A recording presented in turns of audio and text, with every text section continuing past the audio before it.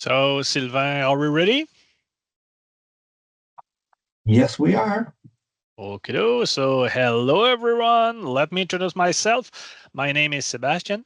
I'm going to be your moderator for today. I will keep an eye on the chat and assist you during this presentation. As needed, a question period is planned at the end.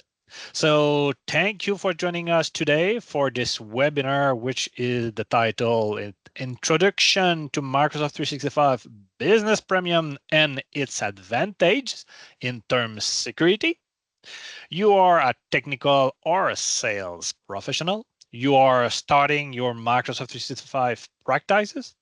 In other words, you have no or little expertise with the subject. This next 60 minutes presentation is for you. This webinar will cover Microsoft 365 Business Premium, which is ideal for business looking for increased productivity, advanced threat protection, comprehensive device management, and data protection tools.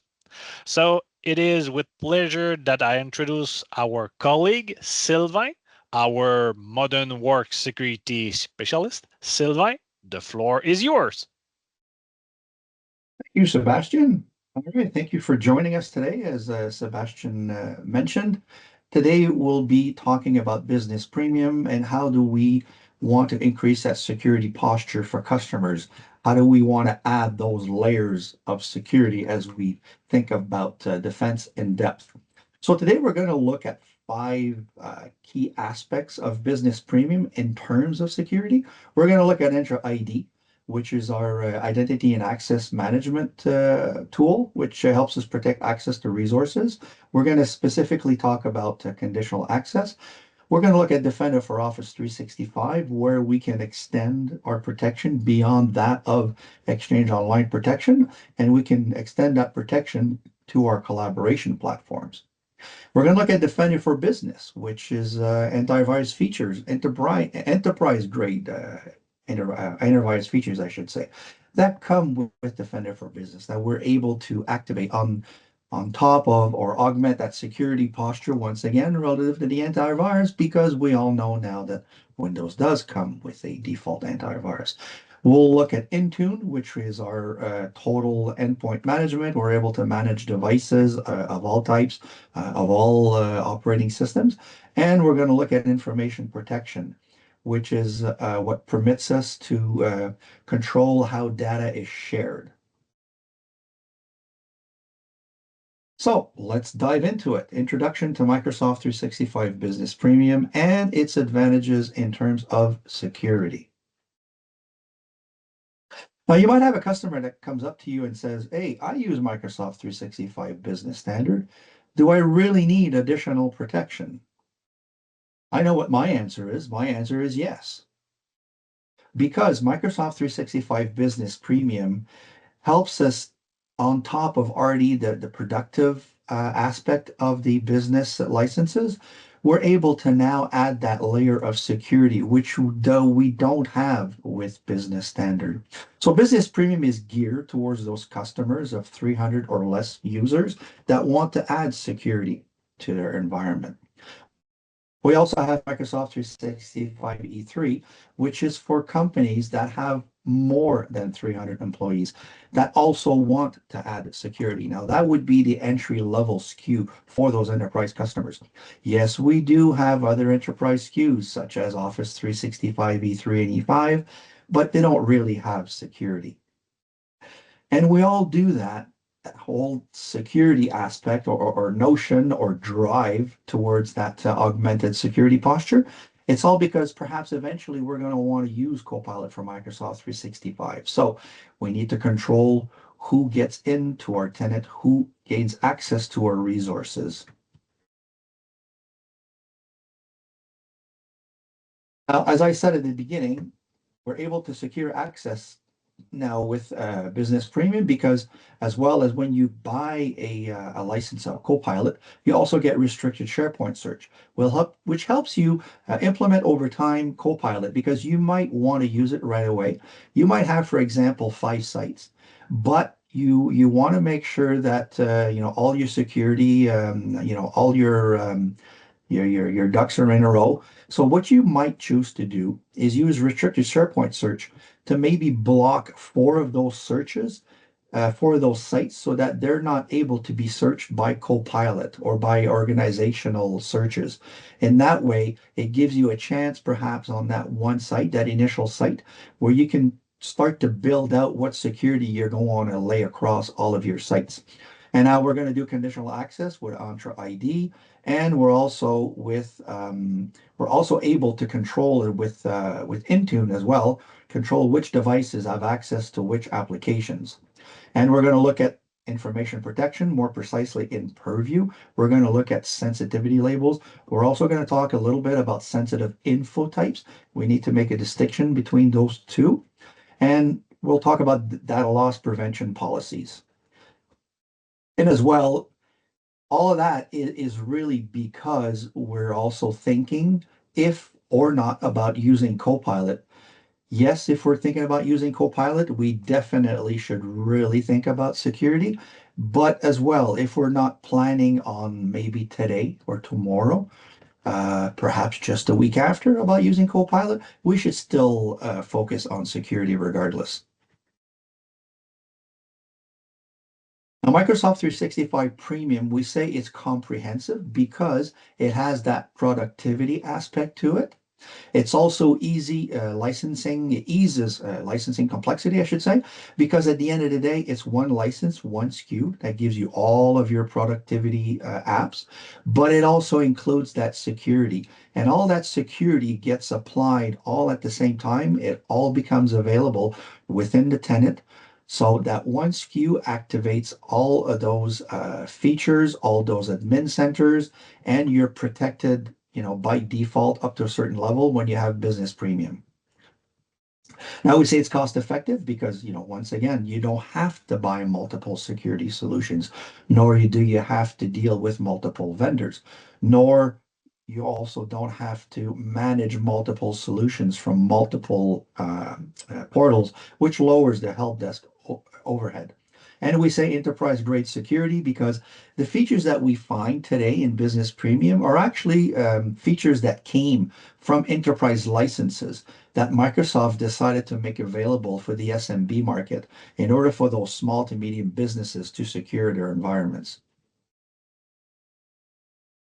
Now, I created this little timeline here and I call it Journeys to the Cloud because we'll all remember, for those of you that have been in IT for a while or had customers that have been in IT for a while, we all started on-prem.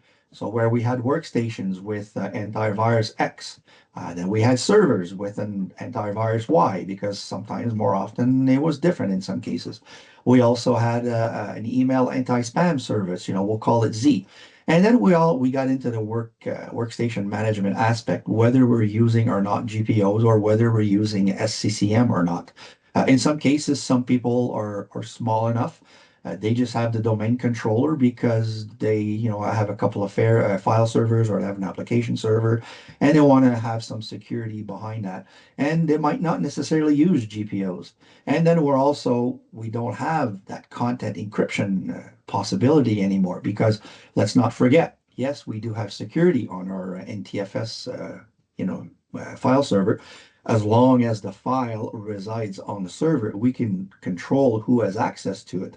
But once the copy of that file leaves the server, there no longer is any security. We can no longer control access to that file. Now we've got the cloud-only approach. Perhaps this is a customer that is only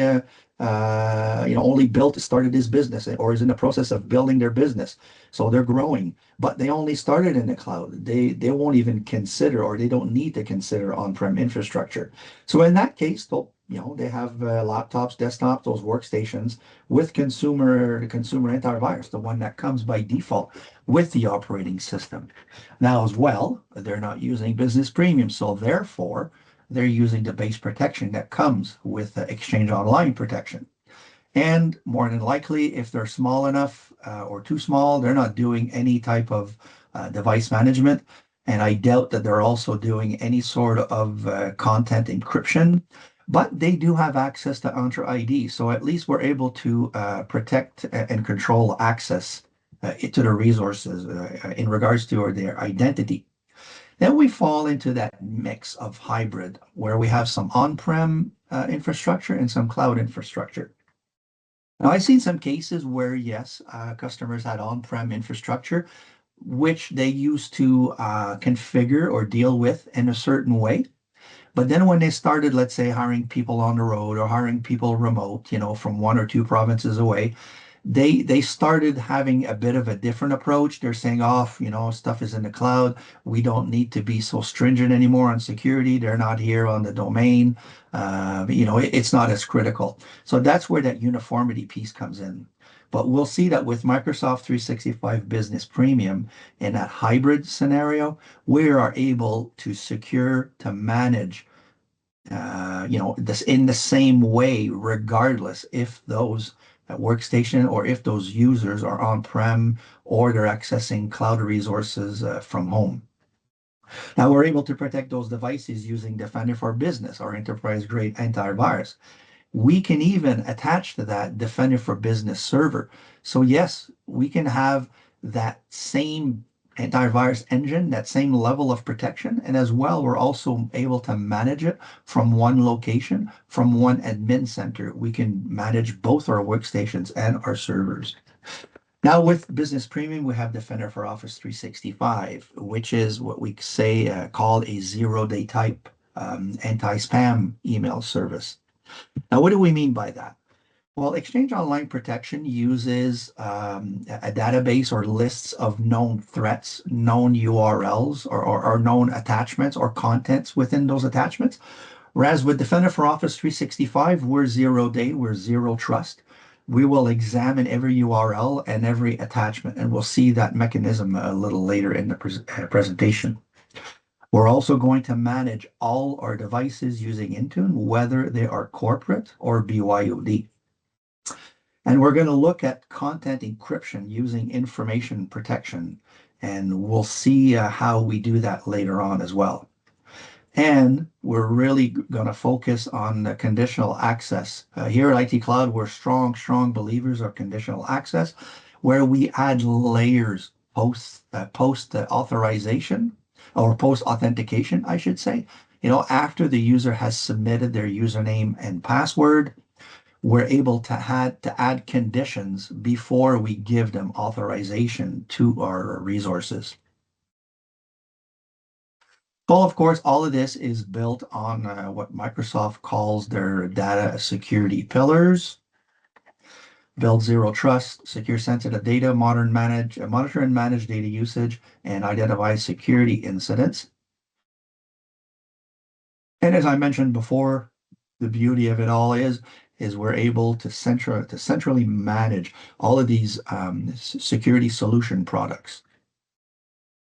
So let's look at Entra ID and how we can protect access to resources using conditional access.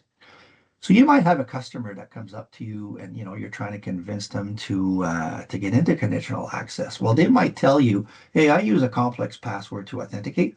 Why would I need to use conditional access?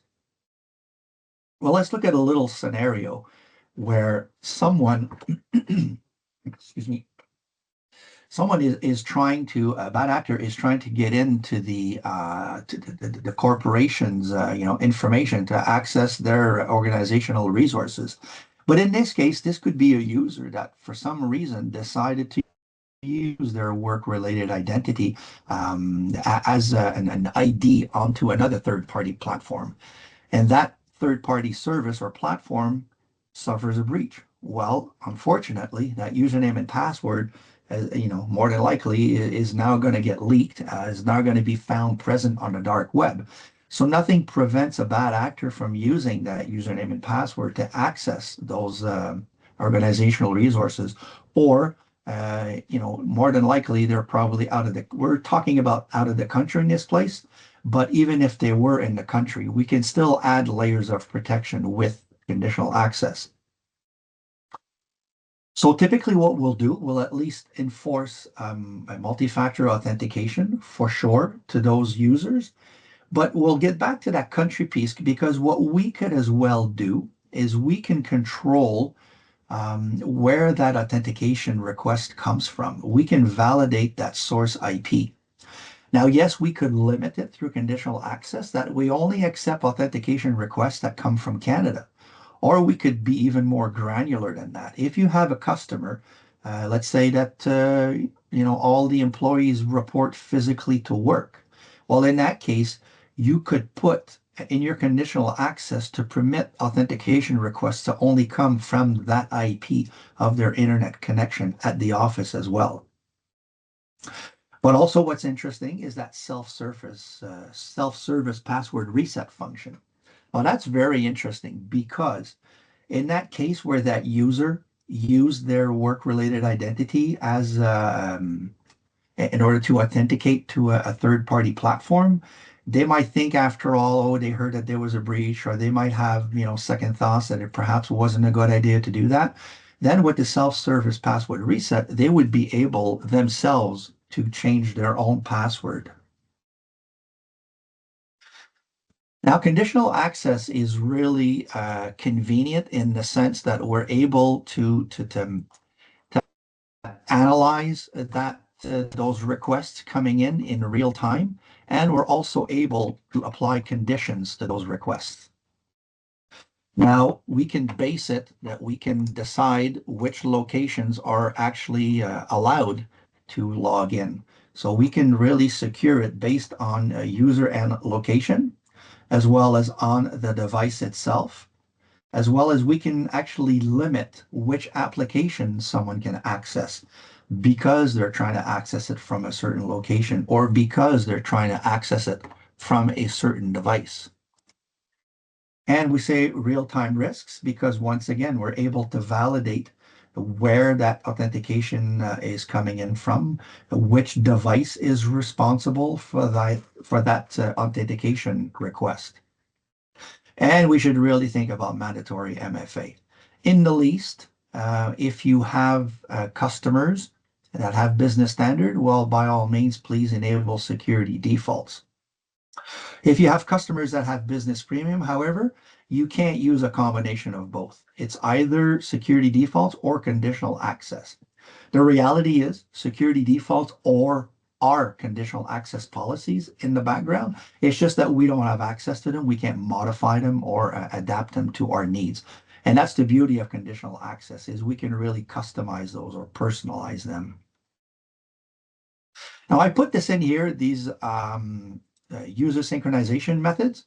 Now, ideally what we also want to do is we want to make it easier for users, whether they're at the office or whether they're at home. That way they have that one singular username and password, that one singular identity.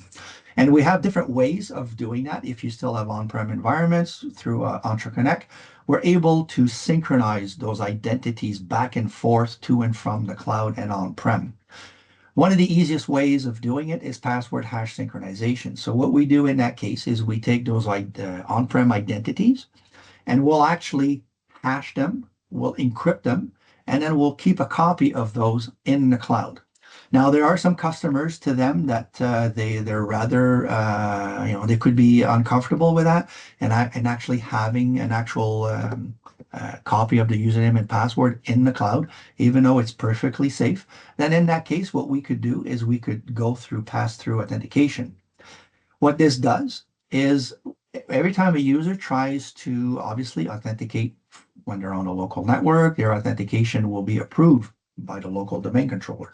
But if they're at home, let's say, or on the road, and they want to authenticate to a resource in the cloud through Entra, Entra is going to redirect the authentication request to the local on-prem domain controller.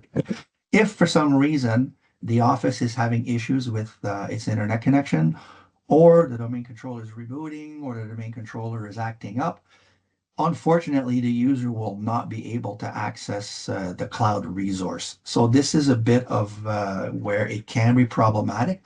But if for some reason there's a serious issue with the local domain controller, we can still modify the behavior of Entra And then obviously what we have to do, unfortunately, is we'll have to set temporary passwords for all those accounts manually in the cloud so people can have access, to their resources temporarily while we fix that on-prem issue. And once everything is fixed, we can fall back to our pass-through authentication method. Now, there's also federated authentication, but that's really for those large enterprise customers that might have some very, very specific needs as far as authentication, where they might actually have some specific piece of software that needs to run on-prem that actually needs to be part of that authentication mechanism, but it does require a large infrastructure. So there's that, the self-service password reset. So it's really useful because users can reset their own password. No one needs to intervene on their behalf. We say that it reduces the loss of user productivity because they're not having to wait till they get back to the office to do it. They're also not having to involve anyone, the help desk. And users must be enrolled first. We need to enroll specific authentication methods. So when that user decides to come and reset their own password, that they're actually able to prove they're actually able to prove to the platform that they are who they say they are. Now, with Microsoft Entra ID Free, we're able to cloud only user password change. With Business Standard, we're also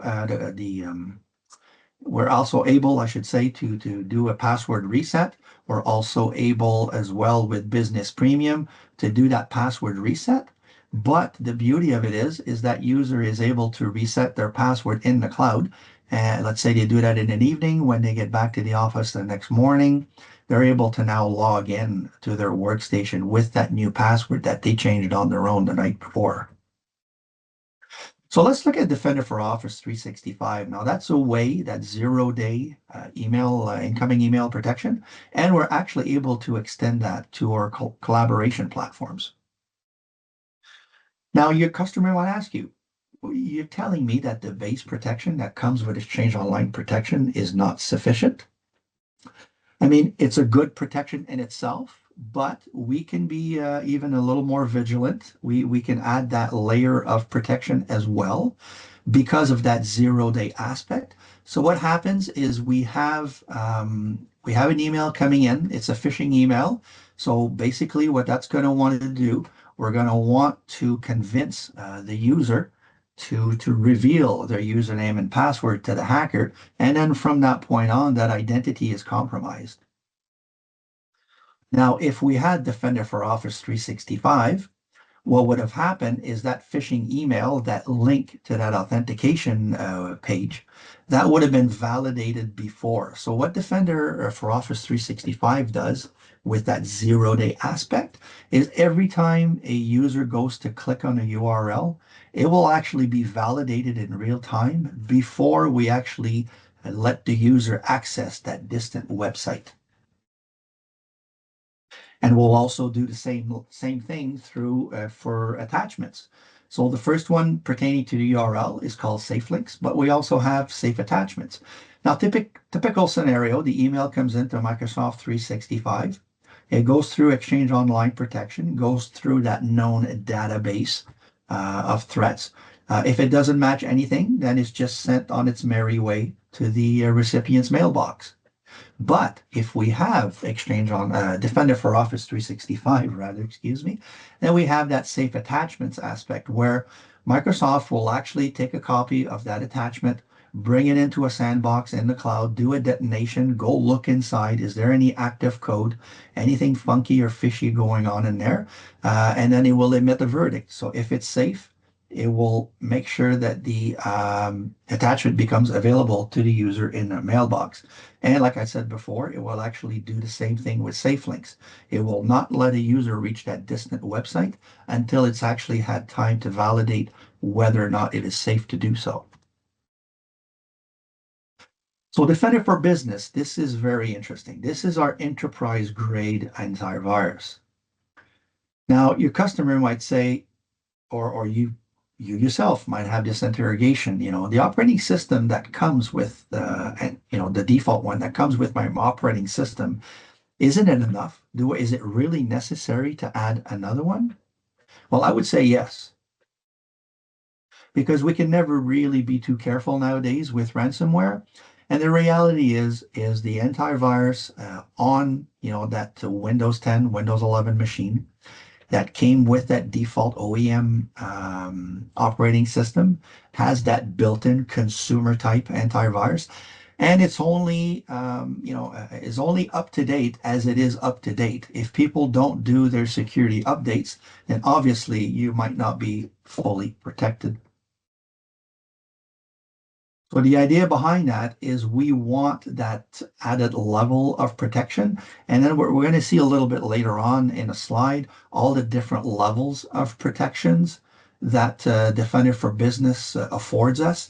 And like I said, it's included in Business Premium. It's another one of those really advantageous features that come within Business Premium.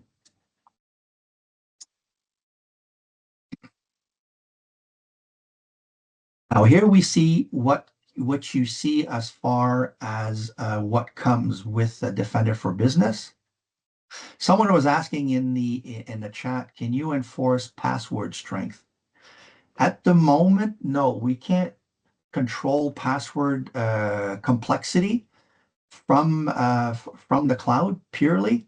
Yes, we can do it on-prem, but one interesting thing, what you can do, there are other mechanisms that we can use within Microsoft 365, additional licenses per se, where we can actually use when we have identity protection. If we have Entra IDP2, then we have identity protection, and we have another feature at that point where we can do what we call password protection, where we can define a list of known passwords that we don't want users to use, like the company name or the products that we manufacture. So, and we can restrict that list and we can actually push it down to our on-prem local domain controller. But what we need to realize as well, when we have that local domain controller, and because our identities are synced to the cloud, if we come and make passwords more complex using GPOs, then at the same time as that local identity, we need to remember that it's also being synced to the cloud. So yes, now we will have that complexity level of passwords that we can also use to impose or enforce in the cloud. Now, with Defender for Business, once we have devices onboarded in Defender for Business, there's three ways of doing it. There's a manual script that we can run on each device, on each computer. Or what we can do is we can call it semi-automate a little bit the process. We can make it so that when devices are enrolled into Intune, or we can make it so that once that device comes in Intune, we automatically launch the onboarding process into Defender, because it'll know which script to go for Defender for Business relative to that operating system. We can figure all of that ahead of time. Or there's another approach where once a user enters their work or professional account on the device itself, the device will either register or join or hybrid join, whichever case we want to do it. Once the device is Entra, I can make it so that it auto registers in Intune and it also auto enrolls in Defender. So we can either do it three different ways. Now, what we'll have from that point on, because those devices are now inventoried, are now known by Defender, is we'll have a vulnerability management feature. So we'll actually be able to look at all our devices, and we'll have recommendations that Microsoft makes to us relative to those devices It'll give us actions. It'll say this device doesn't have the latest operating system update.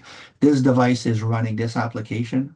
Oh, it's not, let's say it's running Chrome. It doesn't have the latest version. It could be vulnerable. So we're able to get a really full picture because what's actually happening is we're not actually with Defender for Business. We're not actually installing another antivirus on the computer. We're actually activating features which were dormant on that device. So which means when we run that script on that Windows 10 or Windows 11 computer, we're turning on those features. And what are specifically called behavioral sensors. So from that point on, anything that happens with the relative to antivirus, all that data is sent by telemetry to the Defender Admin Center, and as well, the antivirus scans the device, and that's where it gives us that picture. It tells us that whether or not there's 2 or 20 updates that need to be done on that device. Now, as well, when we do that, there are default firewall profiles that are activated. There's also a default attack surface reduction that's created. And all of that as well through that next generation protection. That's where we have that artificial intelligence that it monitors everything, correlates all that information for us, and gives us all those reports. We also have a default EDR. So EDR is that to feature on that workstation or on a device on a computer that monitors, those actions. We might have someone trying to gain access or trying to control a certain device. So there could be let's say action number 1 that occurs, action number 2, action number 3. Now the EDR will know, the antivirus will know that eventually all of those actions happening in a consecutively in a sequential manner will more than likely lead to an attack. But if you look at those actions individually, they're not harmful, by themselves. It's only once we look at them all together, we're able to paint that full picture. And then IDR will emit a verdict and it might decide to intervene and it will just, stop the attack in its track. Now we can also automate some of the alerts that we receive in Defender when we have Defender for Business, because remember, we have all those activities are reported to us in the cloud. So we could use AIR, the auto investigation and remediation function, where we could create our own policies where we might choose to block certain things that are not necessarily malicious, but I just necessarily might not want to take a chance, that I might just want to stop before it actually gets going. And of course, we talk about simplified onboarding and administration because once again, like I said, you can either do it manually or you can do it automatically. And once again, because everything is in Defender, we're able to manage everything centrally from one location.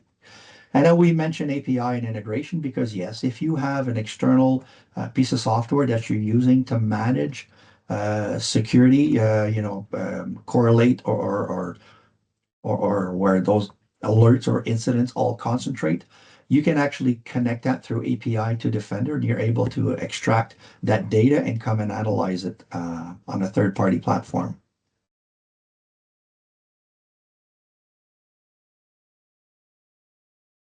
And we're also able, like I mentioned before, endpoints and servers. So we're actually able with Defender for Business servers, but we're also able to not only protect Windows, we're also able to protect Mac OS.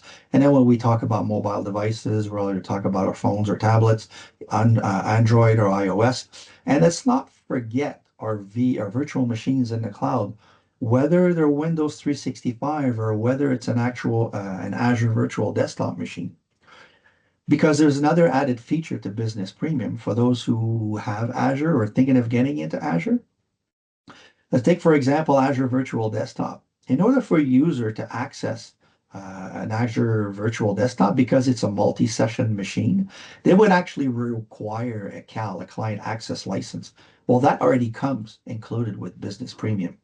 Now, they also might want to use their Microsoft 365 application suite while they're using that virtual machine. That would require a shared computer activation license. That feature is already included in Business Premium. So that being said, if that user is in fact using their business premium license to access a virtual machine in the cloud, why not deploy Defender for Business on that virtual machine in the cloud? Why not manage it with Intune? Because you're already paying for it. The user already has those functions linked to their account. So therefore, you're able to deploy that security not only to physical devices, but also to your virtual machines in the cloud.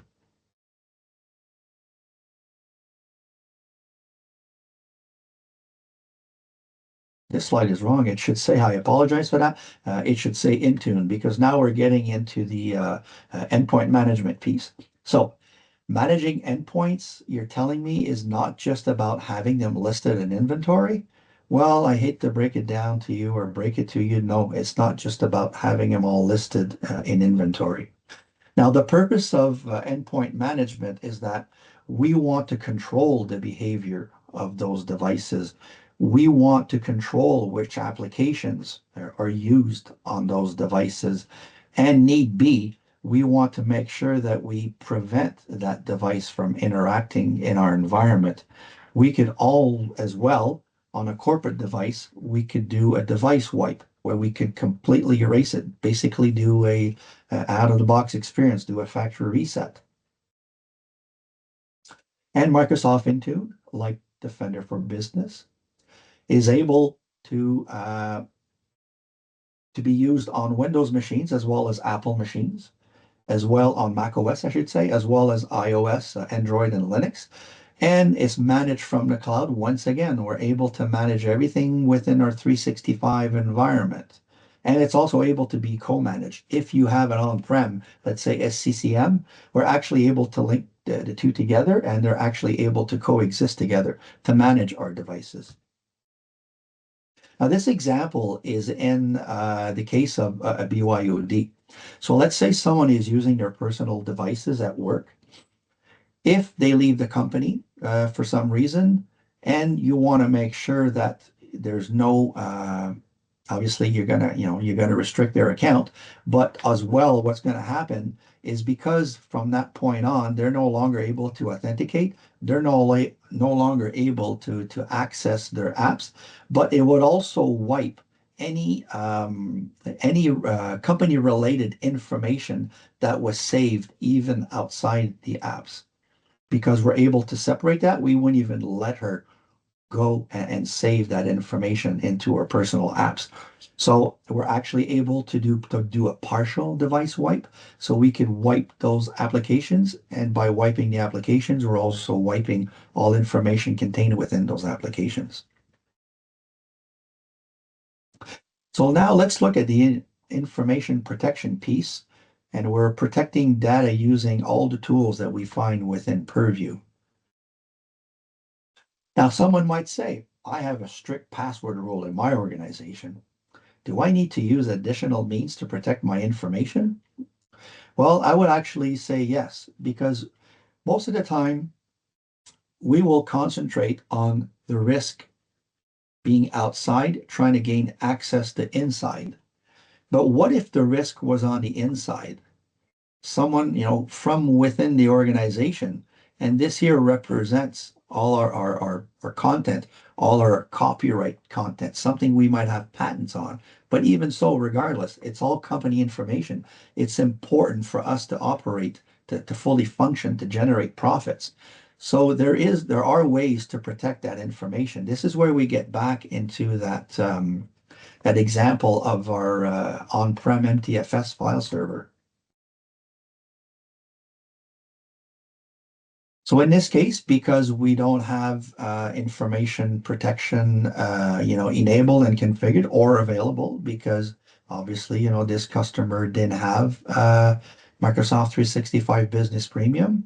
So the employee was able to access a sensitive company file, download it to the USB key, bring it home, and now they have a copy of the file that, even if that individual leaves the company, that information is still accessible by that user. Whereas if we would have used information protection to encrypt the content, so they're unable to access it without authenticating to their 365 tenant, where that encryption took place initially, and therefore they would no longer be able to access the content. Yes, they will still have the file in their possession, but the content will be inaccessible. Well, look at another scenario which is really popular. It's the sending of encrypted emails. Now, this is we see this a lot from partners that are asking. My customer is asking, how can they communicate securely? How can they encrypt emails? Well, that's something you can do as well. And it's very easy to do because there's actually nothing to be done beforehand. Just the fact of provisioning Microsoft 365 Business Premium, assigning it to your users will activate the information protection service. And then users from within Outlook, when they create a new email, they go to options and they will now see an encrypt button. So they can either choose to just do encryption or use the do not forward aspect. Do not forward is very interesting because anyone receiving that email, their forward button in their Outlook will be grayed out. So they cannot forward it. They cannot print the email. They cannot save it, nor can they take a screenshot of what they see on screen. So it's a very interesting feature. And the encryption piece is obviously do not forward is encrypted, but with more restrictions. And the encryption piece here, when we say encrypt only, when we choose that sensitivity label from Outlook, what that does is encrypts, it restricts access to the email. So what will happen is someone receives an email, the recipient receives the email, they click on the email, they want to gain access to the content, to the email itself. They will need to authenticate to their identity management service. Now, when it's someone within 365, there's a little, maybe 1 or 2 seconds of pause or hesitation because they need to be authenticated to their Entra for their tenant. And because it's within 365, you don't even have to give your username and password, your cached credentials are used, and boom, you have access to the information. So it's really a good way. It also works for people that are not in 365, by the way. If you send an email to someone from Google, the procedure is a little different, but ultimately they'll gain access to the content. So the whole reason behind that is that I want to make sure that the person accessing that email is actually the person that I sent it to, the person that I intended to send it to. So it's a really easy way of protecting information. Here in our example, we sent within that same email, we sent confidential data or general data, but we chose to send it all in one email. And because part of it was confidential, we decided to encrypt it. But honestly, there's nothing that prevents you from encrypting an email, even if it only contains general information. Now, I was just explaining to you the manual way of doing it, user per user, but there's also another way of doing it, and it's when we configure Exchange so that it by default will encrypt all emails that are being sent out. Now, we should talk about sensitive info types. Now, that's very important because by default, uh, it's not like sensitivity labels, which we need to create. We need to apply to content, whereas sensitive info types do not require anything on our part except creating that data loss prevention policy. And what I mean by that is we don't have to identify content that contains, let's say, for example, that sensitive financial information. Purview already has built-in scanners for that type of information and is able to dynamically scan content within documents. And it's able to identify that on the fly. So then all we need to do is create a data loss prevention policy just to say that, for example, I don't permit anyone from sending out an email containing financial information. So for example, so it's really, really easy to implement and requires very little work. So your next question is it expensive to use Microsoft 365 Premium? Of course, everything is relative, right? When we're talking about price. So here's that comparison where we see, our most popular screws, business basic, business standard. Yes, there is a jump, in monetary wise in price from business standard to business premium. But we also need to take into account what would happen if we were to individually purchase some of those security features and then add them to our business standard. And we'll look a little bit later. I have another chart which really drills down, which really a more granular comparison of why it is so worth it to have Microsoft 365 Business Premium. Now, well, I was talking before, consolidation of solutions, centralized management, because at the end of the day, if we have all these individual solutions that we have to manage, we have to purchase, we have to configure, we have to learn, we have to educate our own staff on. It also complicates things when we onboard new employees into the mix.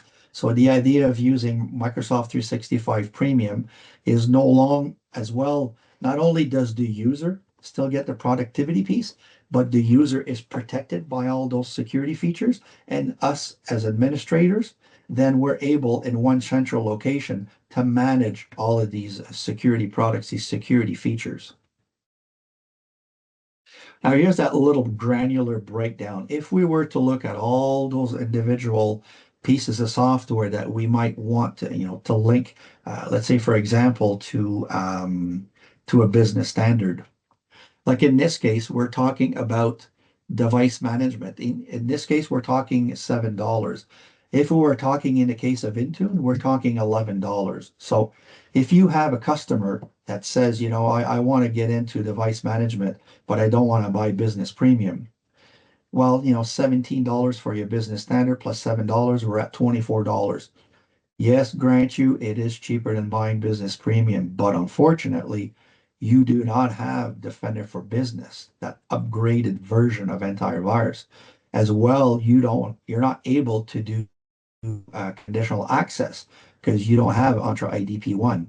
You're also not able to encrypt information because you don't have information protection. So we really have to be careful when we look at that, and we really have to look individually at all the different pieces of the puzzle. And as well, we don't get that advanced email protection that we get with Defender for Office 365. So if you have customers that come up to you and are asking you, is there a cheaper way that I can protect myself without going to business premium? You can certainly, enumerate all those individual products that are available individually as licenses within 365, but the price goes up rather sharply. The only exception to the rule now is information protection, whereas it used to be available as a single license. But since January 2024, it is no longer available on its own as a standalone SKU.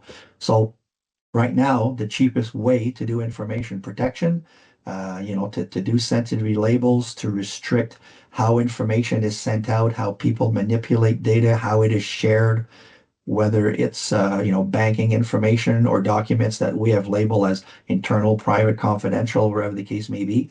The only way now to do data loss prevention or data retention policies with Purview is to buy business premium.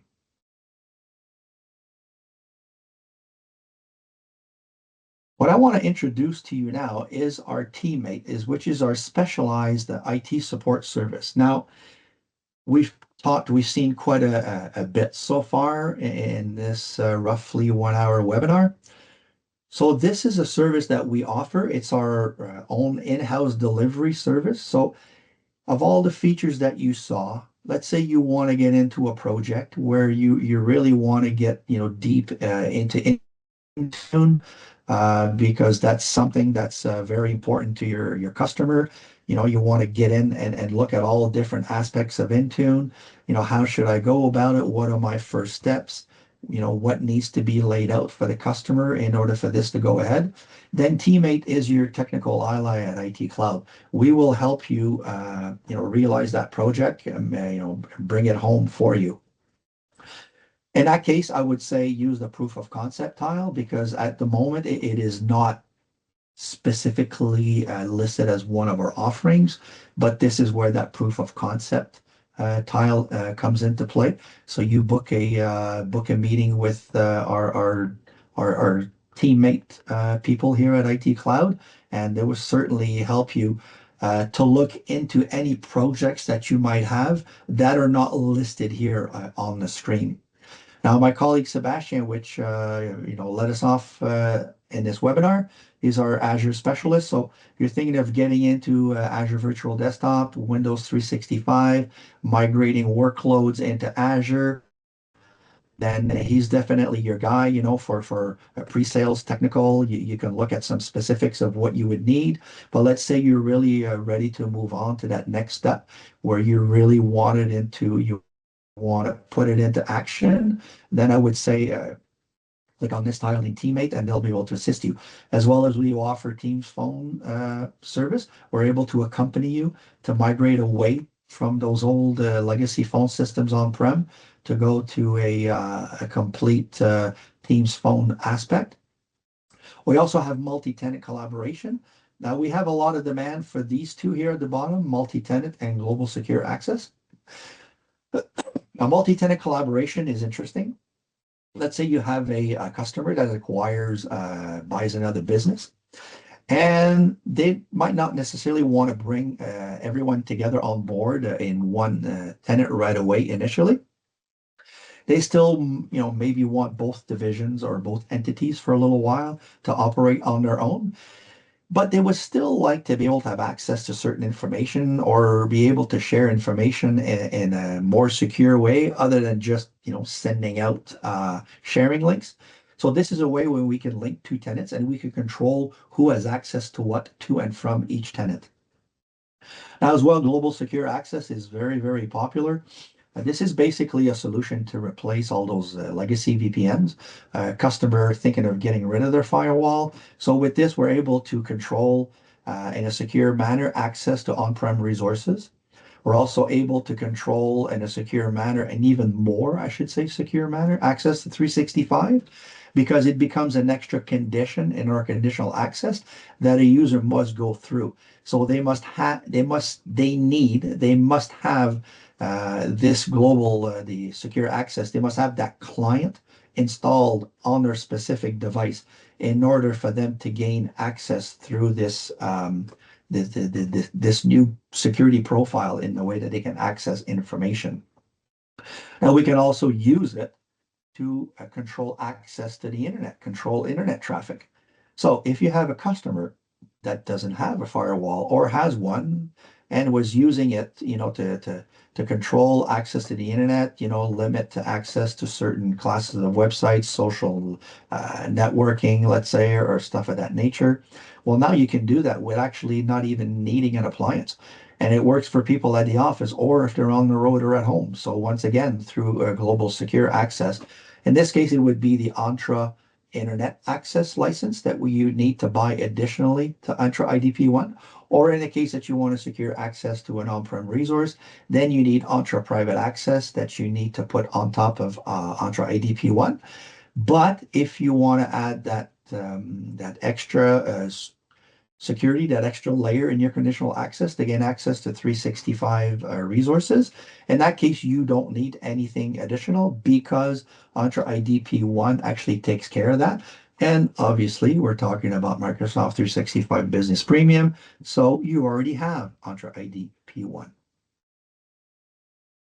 I'd like to extend the invitation as well at IT Cloud. We have a Microsoft Copilot Champions community. So what this community is a group of people that to come together in the community, exchange, provide documents, use cases, win cases, share their testimonials or share how how they're able to sell Copilot and what level of success they've had in Copilot. So it's a great place to come and exchange and to get some information on Copilot.